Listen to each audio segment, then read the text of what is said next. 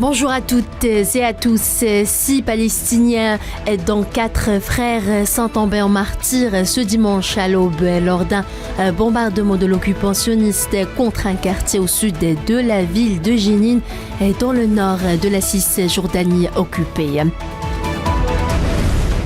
Toujours en Palestine, des dizaines de Palestiniens sont tombés en martyrs et d'autres ont été blessés samedi soir lors de bombardements de l'aviation de l'armée d'occupation sioniste contre des maisons de Palestiniens dans plusieurs parties de la bande de Gaza, notamment sur le centre de la ville de Gaza même et le camp de Khan Younes.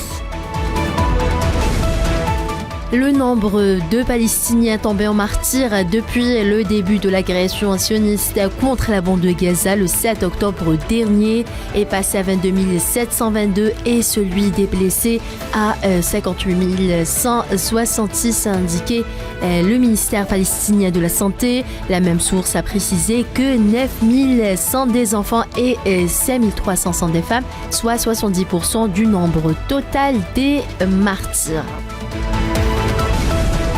Voilà pour ce qui est des derniers développements en Palestine et dans le reste de l'actualité. Le Conseil de sécurité de l'ONU a rendu public hier samedi un communiqué de presse dans lequel ses membres ont réaffirmé le caractère central de l'accord pour la paix et la réconciliation au Mali de 2015 issu du processus d'Alger, exhortant toutes les parties signataires à reprendre le dialogue et à s'engager dans la mise en œuvre de l'accord pour garantir la paix et la stabilité au Mali.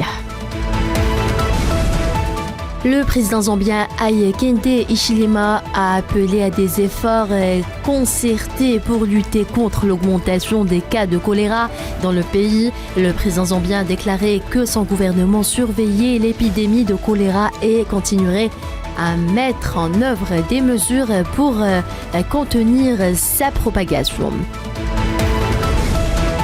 Le Bangladesh vote ce dimanche pour des législatives que devrait remporter la première ministre Sheikh Hasina, assurée d'un 5e mandat après un boycott des partis d'opposition.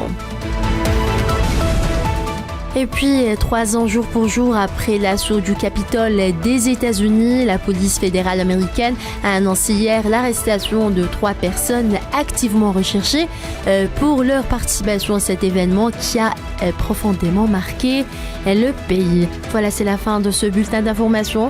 Merci à vous tous de l'avoir suivi.